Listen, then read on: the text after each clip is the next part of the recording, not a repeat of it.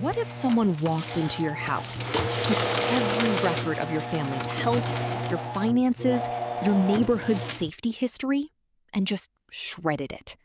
No warning, no explanation, gone. Well, that's exactly Most what's Americans happening have right no now. idea about the Not in your threats to their house, country's data. but to your country's data. And most Americans have no idea. What's up, everyone? Welcome back.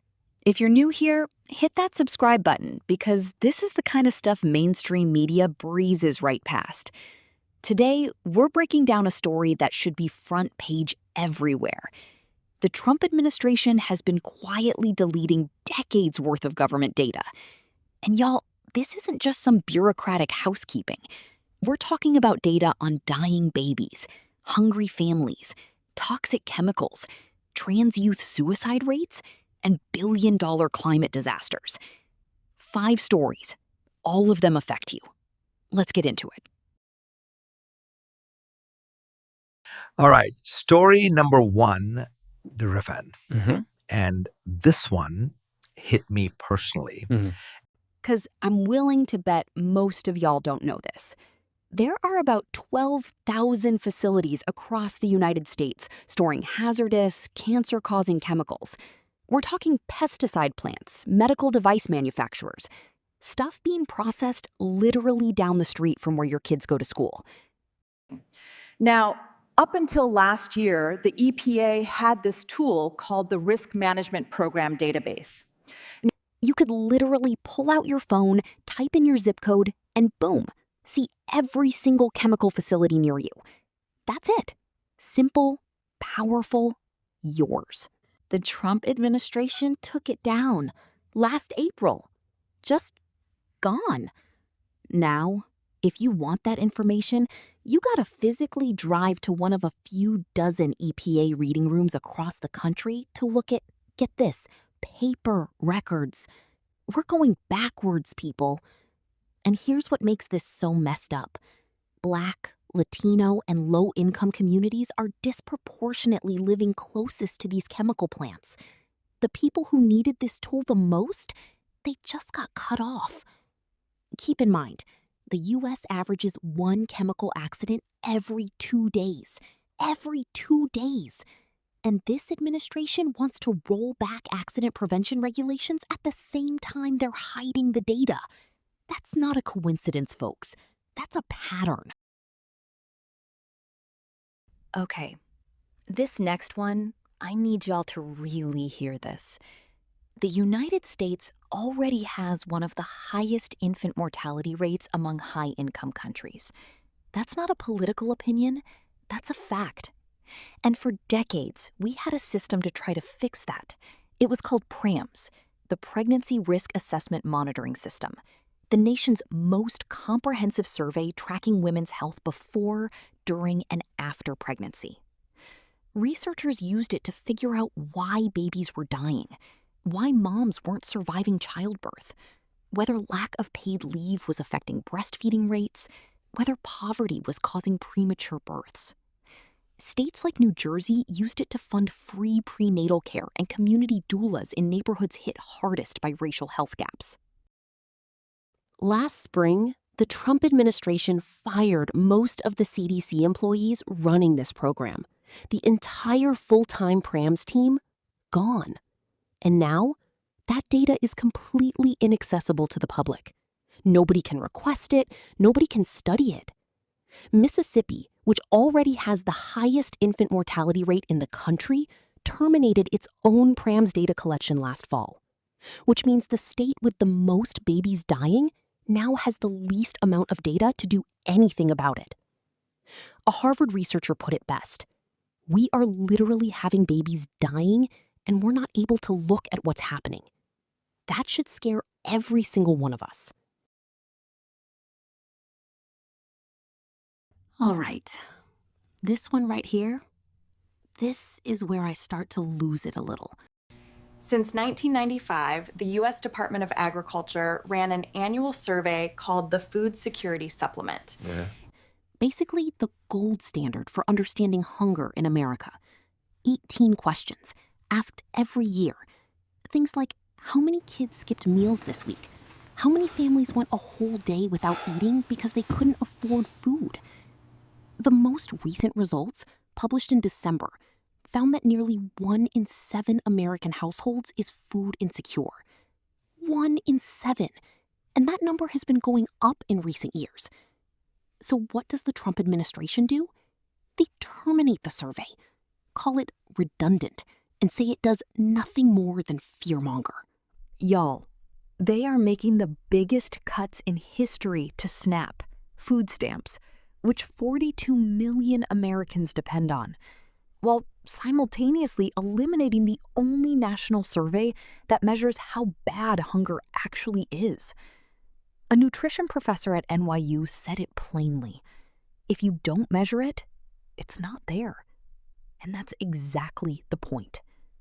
Food banks, anti-hunger nonprofits, SNAP navigators helping families enroll, they all used this data to figure out where to go and who to help.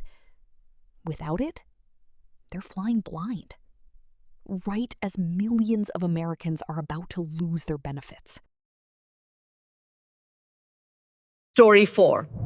And look, Tagli, whether you agree with every aspect of this debate or not. What I'm about to tell you is a public health issue, period.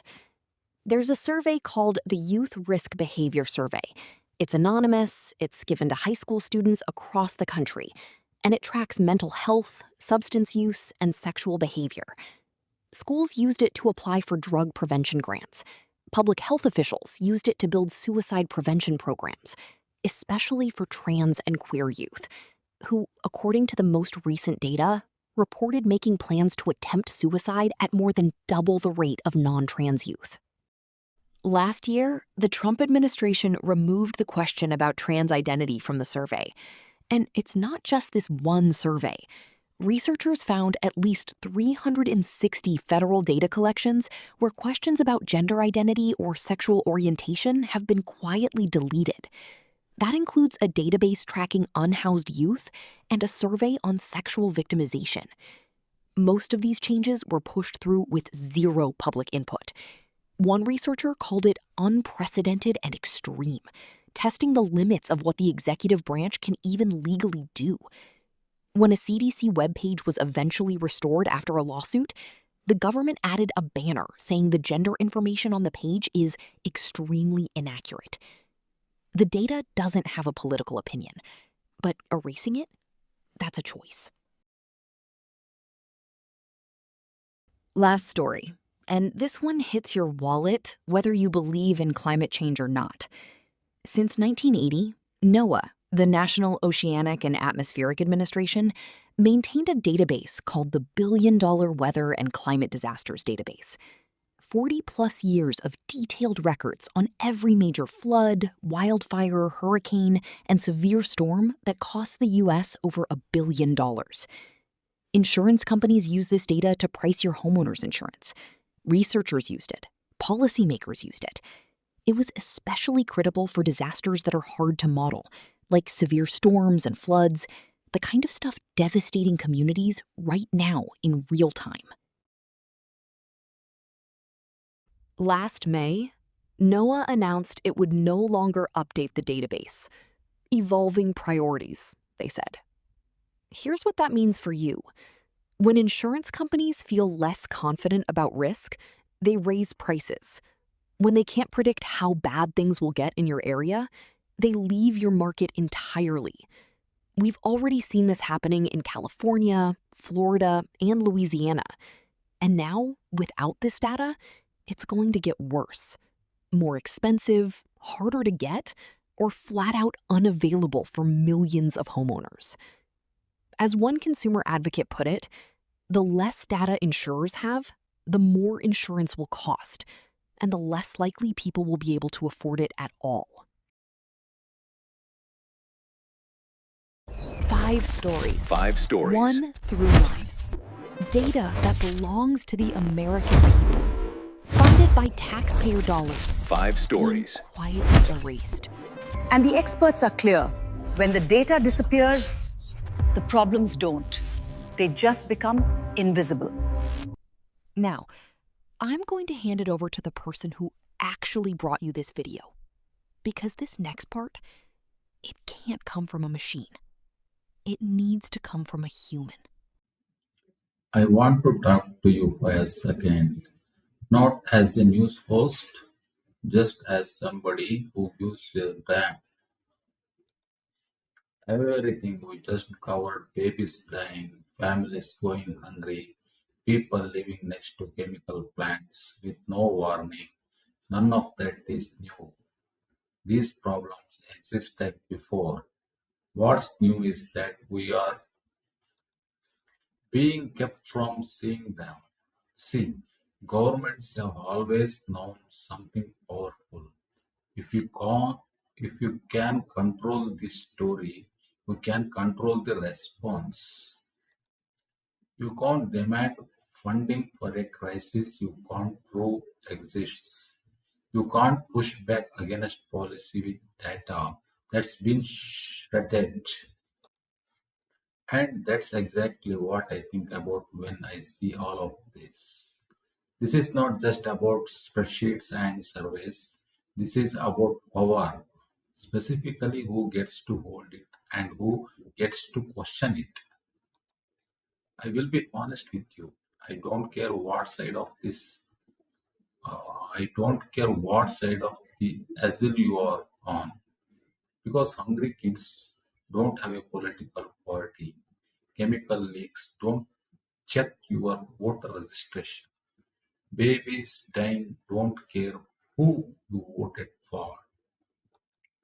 So here's the question I am leaving you with today. And I genuinely want your answer in the comments. And at what point does deleting information become deleting accountability? Think about that. If this video hit different, share it. Not for the algorithm, for the person in your life who needs to know this. Hit subscribe if you want to keep getting the real story. And I will see you in the next one. Stay informed, stay loud, and never let them make you invisible. Thank you for watching.